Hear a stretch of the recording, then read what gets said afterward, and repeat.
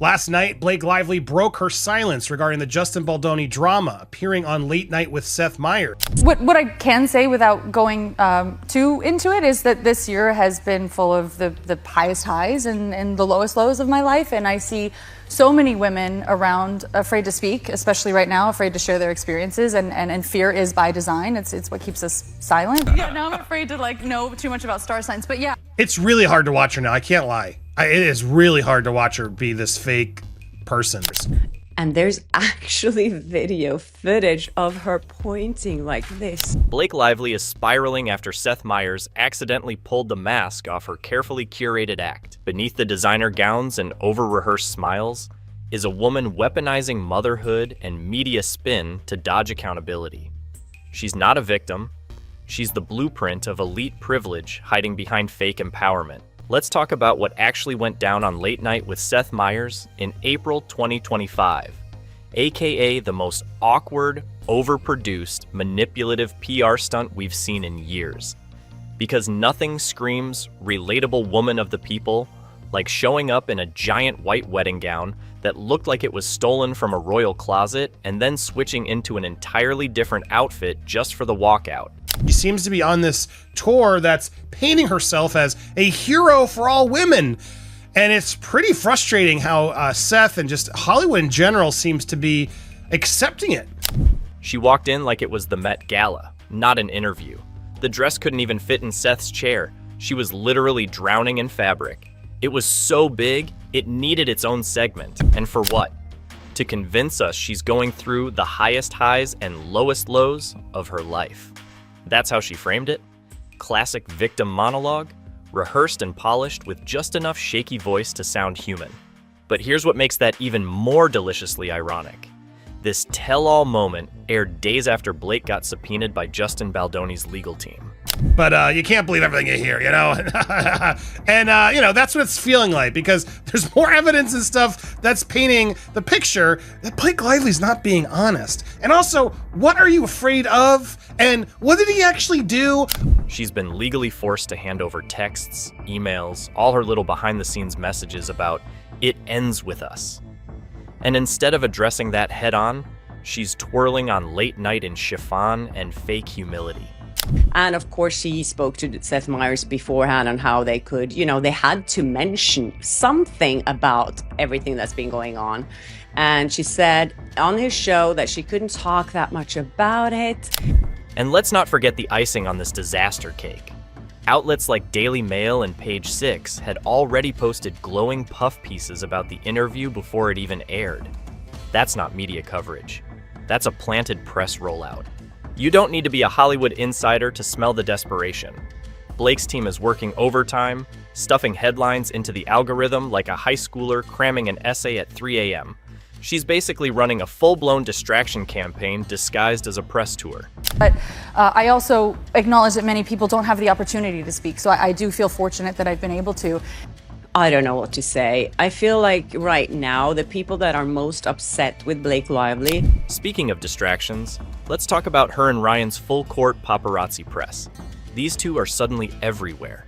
Red carpets, talk shows, casually signing autographs in staged street candids.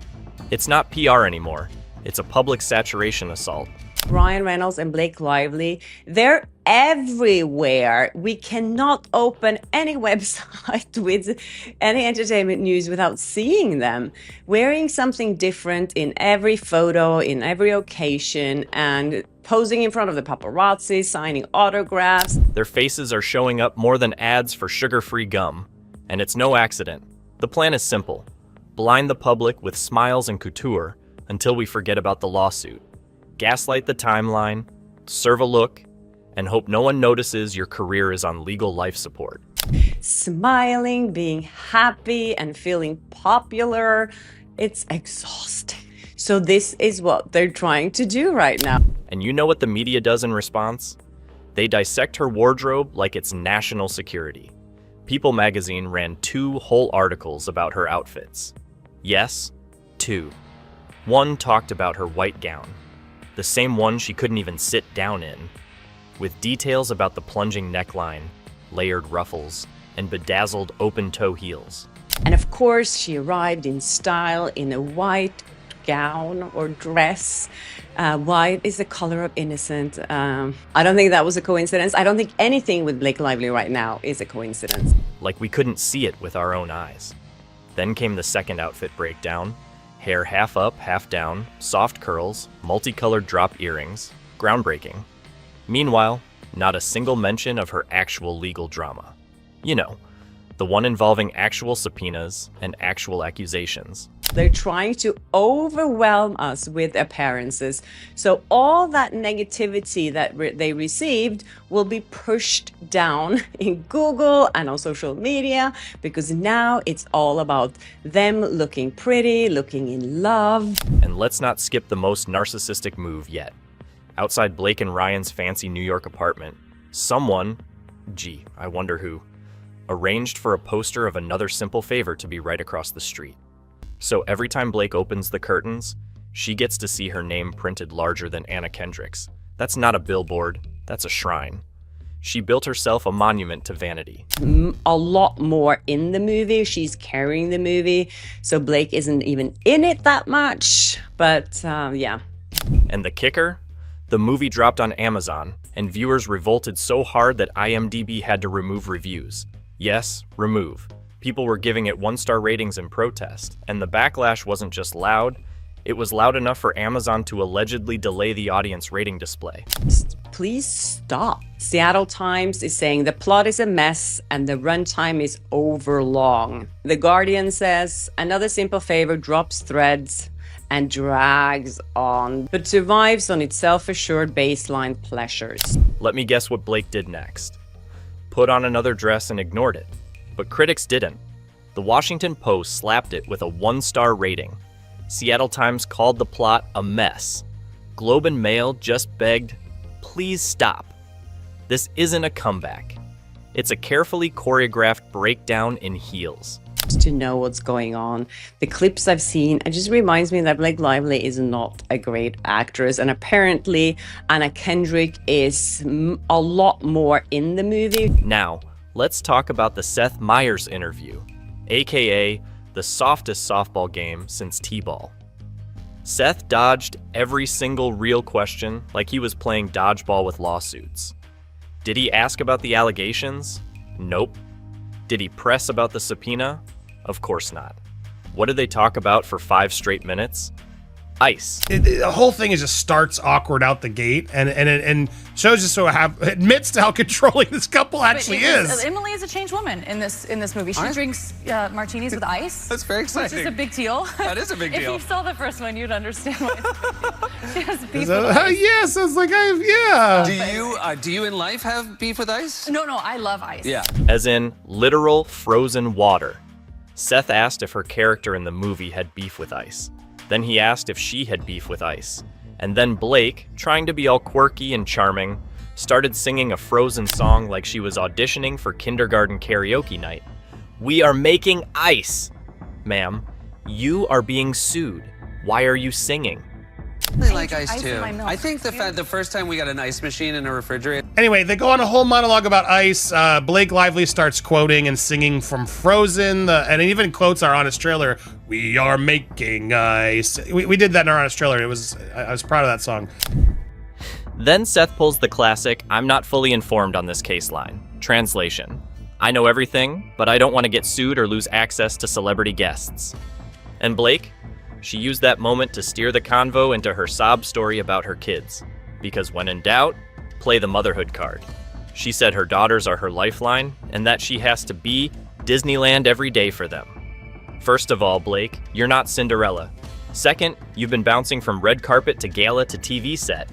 When exactly are you doing all this Disneyland level mothering? It is nice though, because they're honestly, I mean, it's no surprise I've had like a pretty intense year, and like they're just my lifeline. Like no matter what day I'm having, I have to be Disneyland every day for them, and so it's. They're my lifeline, and then she turned it. You hear how she did that? It's been she sets it up so it's clearly open for now. Seth can bring it in. And let's not forget the whisper. As the interview ended, Blake leaned over to Seth and thanked him multiple times. Not just thanks for having me. No, it was a desperate string of thank you, thank you, thank you. Like she was grateful he didn't ambush her with a single real question. It was like watching a student thank a teacher for giving them an easy exam. Completely exposes how rehearsed and calculated this whole PR stunt really was. They're my lifeline. Oh, they've taken me away. And there's one where you're like, oh, it's so sweet. You can go be with your kids because they don't read all the news and they'll love you. They're unconditional, etc. But then she's like, it's like I have to pretend to go into Disneyland every day. Oh, it's such a chore for me. It is so hard. It is so hard for me, people. Oh, will you please give me more empathy? Because it's so hard being Blake Lively right now, having to go to my nannies and everybody and all these trips where clearly my kids aren't here. Look, this wasn't an interview. It was a damage control campaign with commercial breaks. Blake showed up in a gown big enough to have its own zip code, refused to answer real questions, changed into a second designer outfit mid-show, and fed us lines about her hard year while actively dodging the legal mess she created. It's not bravery, it's branding. The whole thing just starts awkward out the gate, and shows just so admits to how controlling this couple actually is. Emily is a changed woman in this movie. She drinks martinis with ice. That's very exciting. Which is a big deal. That is a big deal. If you saw the first one, you'd understand why it's a big deal. The Princess Act is officially falling apart. One scripted interview, one forced Frozen quote, and one-star review at a time. Drop a comment if you're ready to hear her uncut truth.